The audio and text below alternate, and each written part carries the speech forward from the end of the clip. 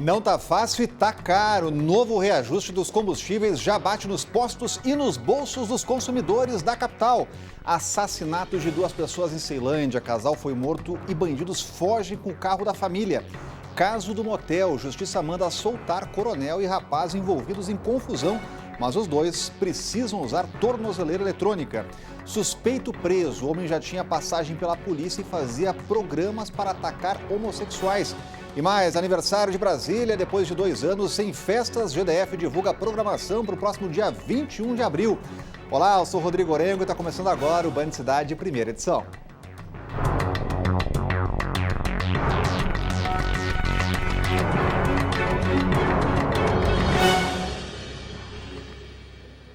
Já abrimos o jornal de hoje falando sobre preço alto nos postos de combustíveis, novo reajuste. Os brasilienses não têm tido descanso. Quem vai explicar para a gente, direto de um posto, fazendo um giro aí pelos postos da capital, é a Ana Bianchini. Vamos mostrar aí a placa do preço, hein, Ana? Quanto é que está o valor do combustível nesse posto? Boa tarde. Boa tarde, Orengo. Boa tarde a todos que acompanham o Band Cidade, primeira edição. É isso, né? Infelizmente, mais um reajuste aí para pesar no bolso do consumidor. A gasolina aumentou no Distrito Federal em pelo menos 20 centavos mais uma vez. O flagrante, inclusive, de um dos postos de combustível alterando o preço ali no exato momento, foi flagrado pela equipe da Band News FM em um posto aqui de Brasília. Logo depois do reajuste, o posto já alterando aí o valor da gasolina. A gasolina que estava custando em média R$ 7,60 em alguns pontos aqui da capital já pode ser encontrada facilmente aí no valor de R$ 7,80. E não foi só a gasolina não, viu, Orengo? Segundo o Sindicombustível, esse último aumento da gasolina fez com que muitas pessoas migrassem para o etanol como uma outra opção de combustível mais barata do que a gasolina. Por conta desse aumento na demanda do etanol, também, logicamente, teve aumento do preço em pelo menos 60 centavos no último mês. E para gente que usa o carro para ir para o trabalho, para ir para casa, já está difícil. Imagina para quem tem o carro como meio de transporte e também como meio de trabalho, como instrumento de trabalho principal, que é o caso do Manuel Scooby, que é representante dos motoristas de aplicativo e também motorista, e está aqui com a gente agora. Vamos falar um pouco então, Manuel, como é que está essa rotina de gastos aí nos últimos meses? Realmente tem pesado no bolso? Boa tarde. Muito boa tarde a todos. Realmente está muito difícil, né? A gasolina tem 3 anos que ela não para de subir e a tarifa não acompanhou, né? Os aplicativos fizeram um reajuste, porém, mais para os passageiros e para nós motoristas, muito pouco. Muitos amigos motoristas estão indo para o etanol, né? Quem mora no Goiás, ou às vezes a gente pega algumas corridas, algumas viagens para o Goiás, a gente abastece lá com etanol um pouco mais barato. Mas a gasolina também está cara lá no Goiás. E o etanol, ele evapora mais rápido, né? Acaba que não é tão vantajoso.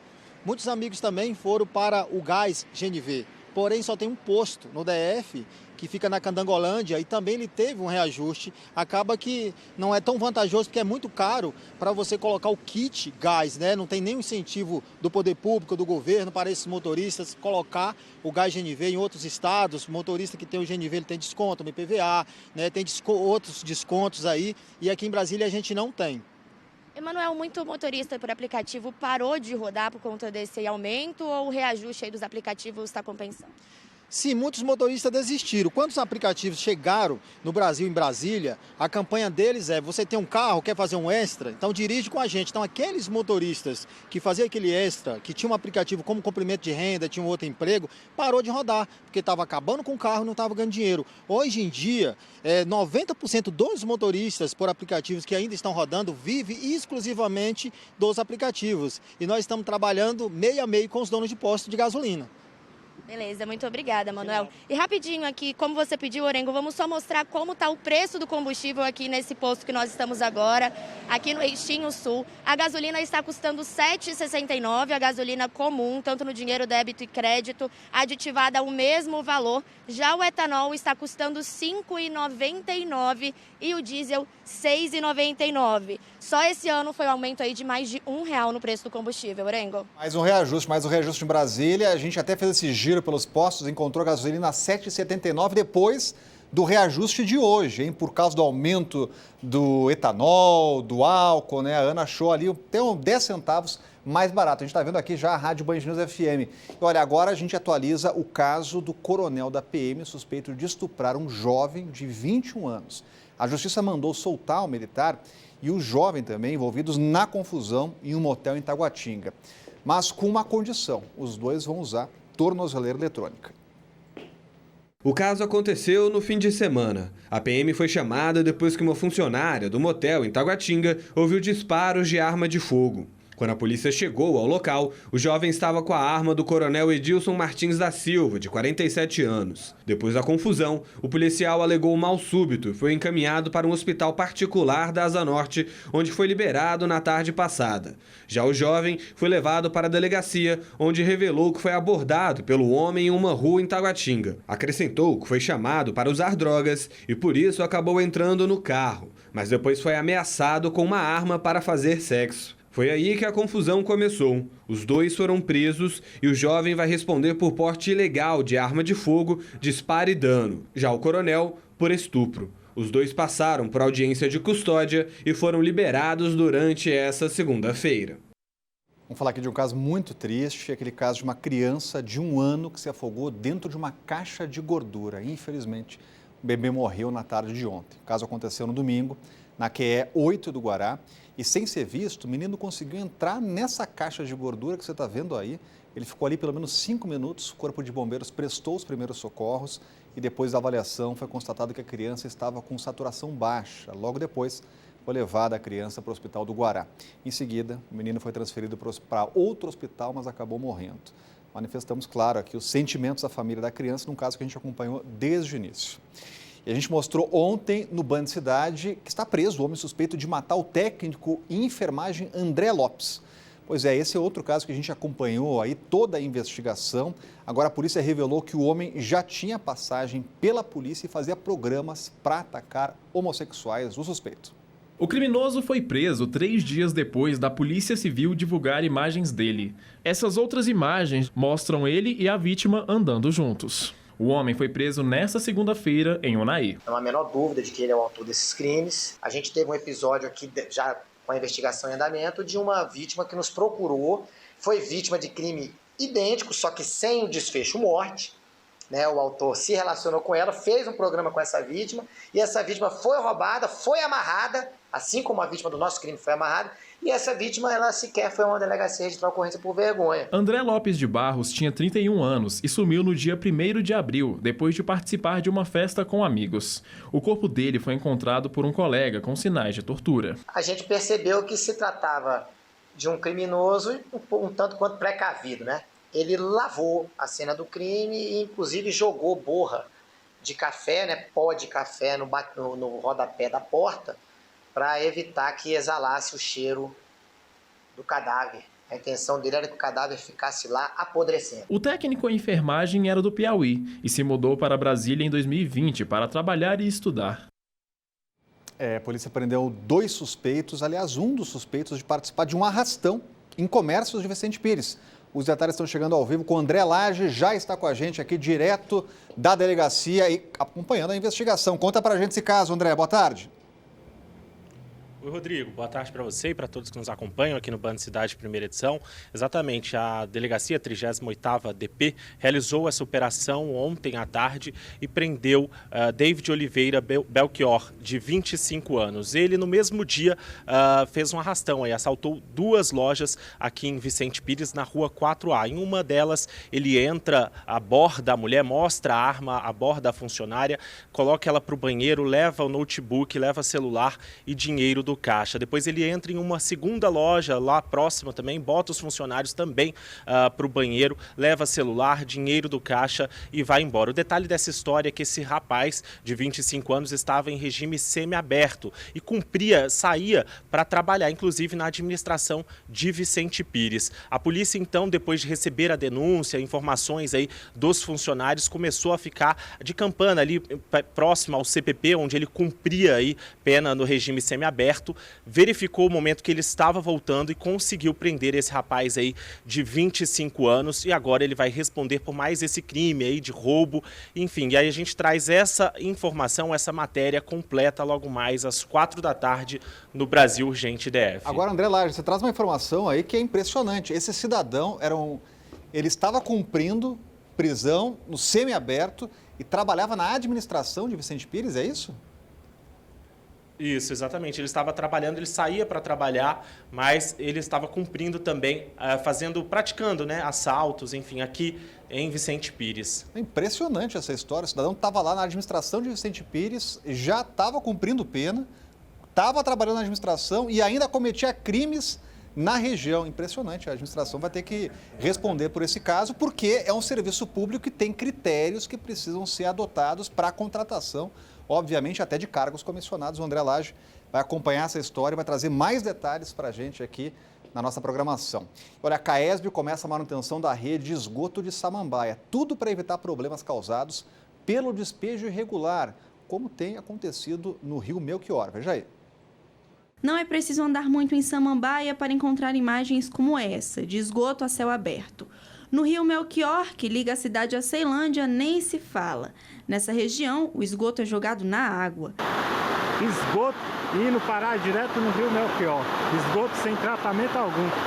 Mais um crime ambiental gravíssimo. Para evitar imagens como essas, a CAESB decidiu fazer a manutenção da rede de tratamento pluvial de Samambaia. O serviço vai ser feito por etapas. Vão ter ações de prevenção, depois de desobstrução e a limpeza da rede. E quem estiver com algum problema relacionado ao esgoto, basta entrar em contato com o Disque Denúncia da CAESB pelo telefone 3329 9090.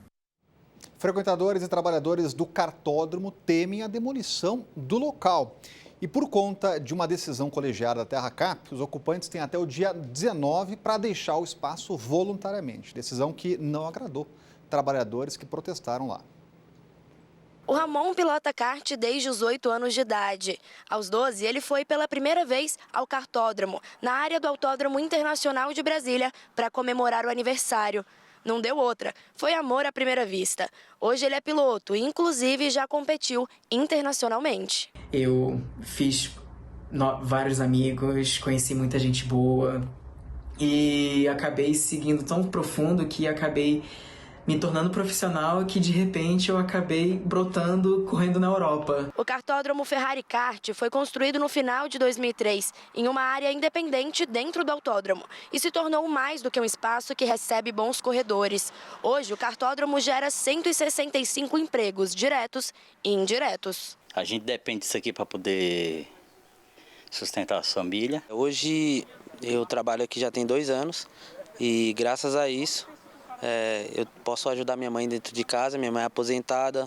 Nessa turbulência que a gente vive no Brasil, a fila grande do desemprego, né? E o Ferrari Kart foi quem abriu suas portas para estar abraçando a gente aí. Não como eu, mas como outros funcionários, tem bastante funcionário aí. Para quem frequenta o local, a pista faz parte da história de Brasília. Se Brasília ficar sem a pista, ela perde um pouquinho da sua característica e do seu charme. História que pode chegar ao fim. A Secretaria da F-Legal determinou a desocupação de espaços públicos usados por empresas particulares na área do Autódromo Internacional de Brasília.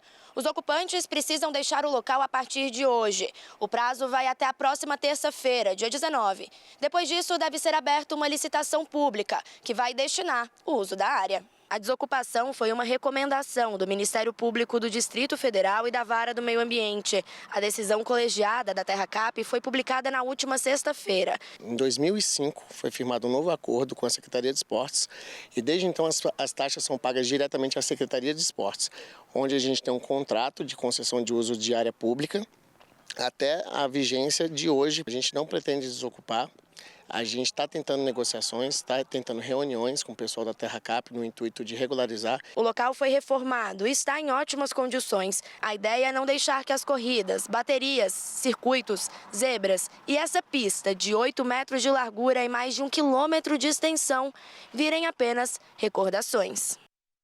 E nos 3 primeiros meses deste ano, o GDF recolheu mais de 60 carros abandonados nas ruas da capital. é a Operação DF Livre de Carcaças, que se soma a outras ações de combate à dengue. O problema é que tem muita gente reclamando de carros abandonados em quadras, aqui inclusive do Plano Piloto. A Thalita Almeida, inclusive, está em contato com ouvintes da Band News, telespectadores do Band Cidade, porque tem muita gente reclamando, né, Thalita? Boa tarde. Exatamente, Rodrigo. Boa tarde. Bom, tem um problema específico que, inclusive, trouxemos na programação de hoje, que é um caso da 108 Sul, onde os moradores reclamam de uma quadra ali, né, do bloco D da 108, que tem veículos estacionados, olha, há 14 anos. Não é há um mês, 2 meses, 3 meses. Há 14 anos tem esse problema ali na região, como a gente pode observar aí nas imagens. São carros antigos, né, carros ali que estão estacionados durante todo esse período e tem um problema. Segundo a proprietária dos veículos, são carros que fazem parte de um inventário. Orengo, as reclamações não são de hoje. A própria proprietária, a própria dona, disse o seguinte, que o Detran já foi chamado diversas vezes.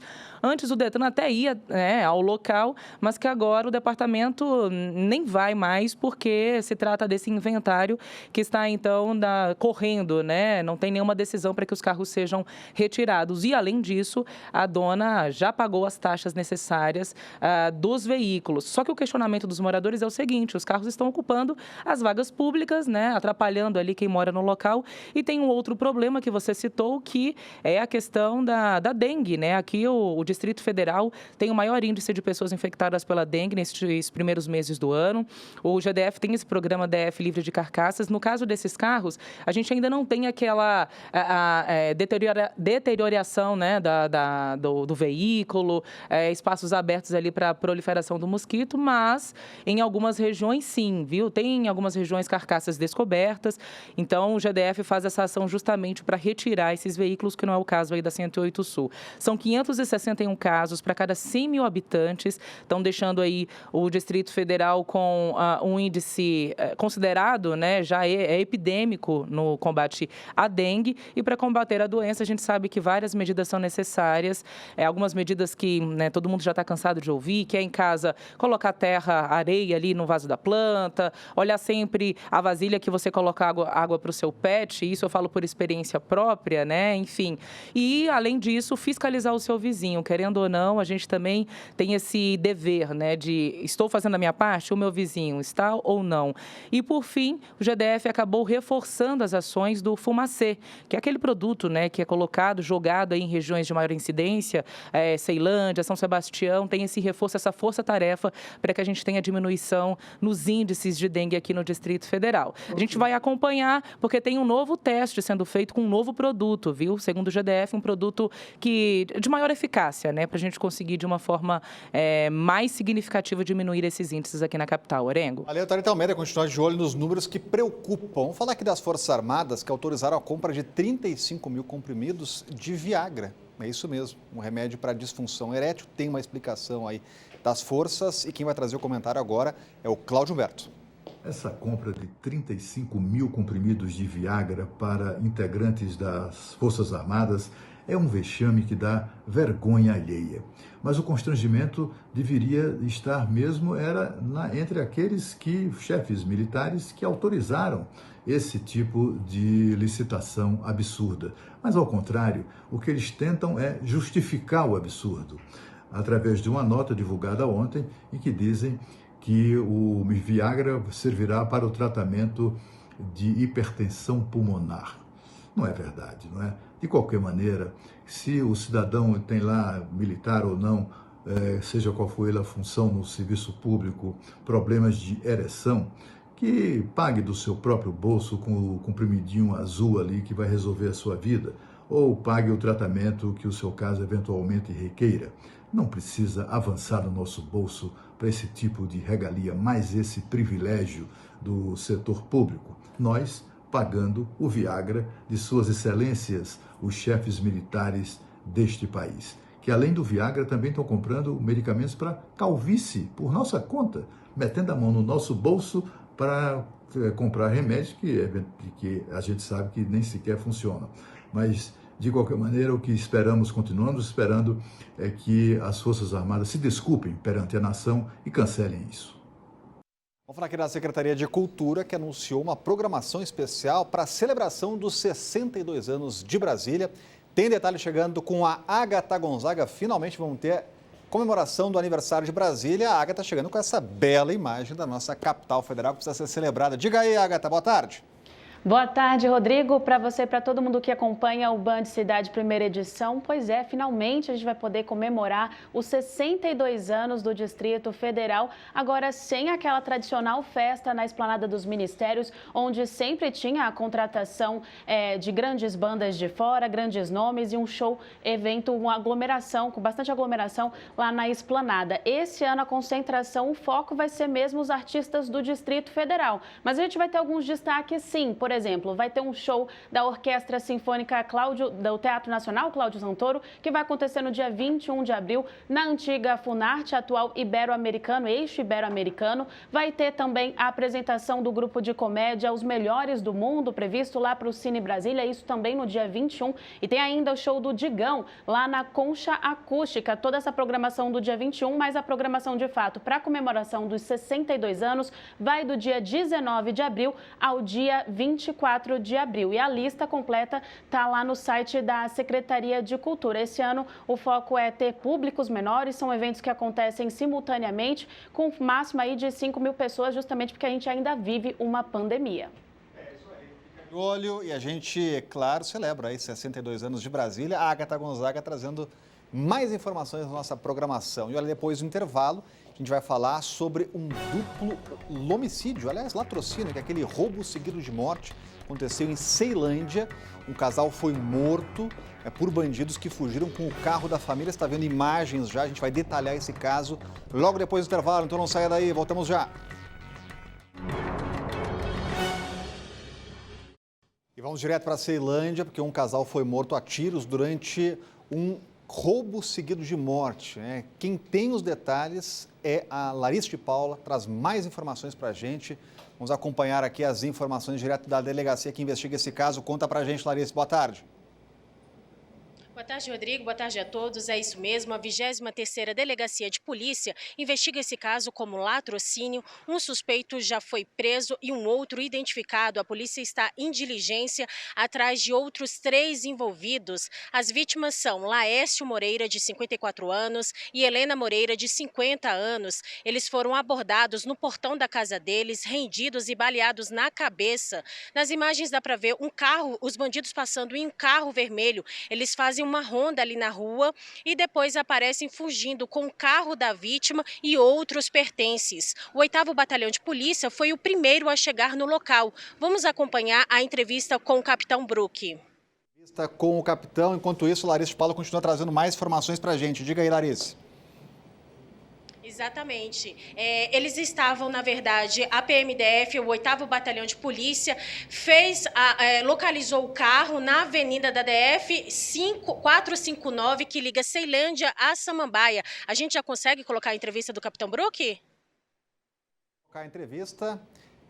Em seguida a gente vai trazer essa entrevista. A Larissa de Paula continua acompanhando as investigações lá na 23ª Delegacia. É porque é um caso que impressiona, choca o Distrito Federal. Vou agradecer a Larissa de Paula, que vai voltar no Brasil Urgente às 4 da tarde. E olha, de olho nas eleições deste ano, a Band Brasília realizou uma reunião com os representantes dos pré-candidatos ao governo do Distrito Federal.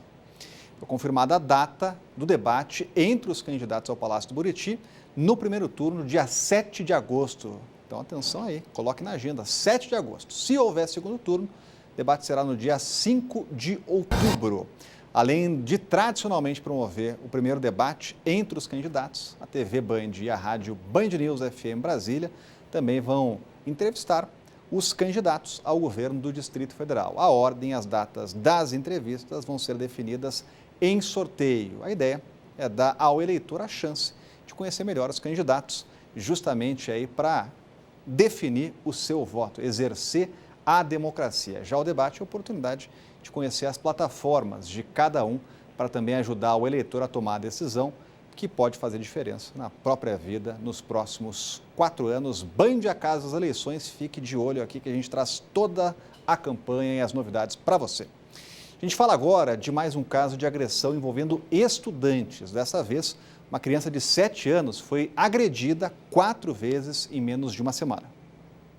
Foi assim que ficou a perna do Daniel, de 7 anos, logo depois de ser agredido na escola onde estuda, em Ceilândia. A mãe do aluno gravou um vídeo inconformada com a situação. Lá dentro, eles ficam sofrendo coisas que a escola não passa pra gente, porque ninguém vê nada lá dentro da escola e a gente descobre através dos filhos da gente. Segundo a mãe da criança, a primeira briga aconteceu no dia 1º deste mês, na escola classe setor P Norte. Desde então, o Daniel já foi agredido 4 vezes este ano, sempre pelos mesmos alunos. Na última vez, o menino ainda teve vários arranhões pelo corpo. A família denunciou o caso na Coordenação Regional de Ensino de Ceilândia na última segunda-feira, mas até o momento não teve retorno. Esse fato ocorrido lá dentro da escola teve omissão, sim, por parte da direção, e que isso não venha acontecer mais, nem com o meu filho, nem com outras crianças.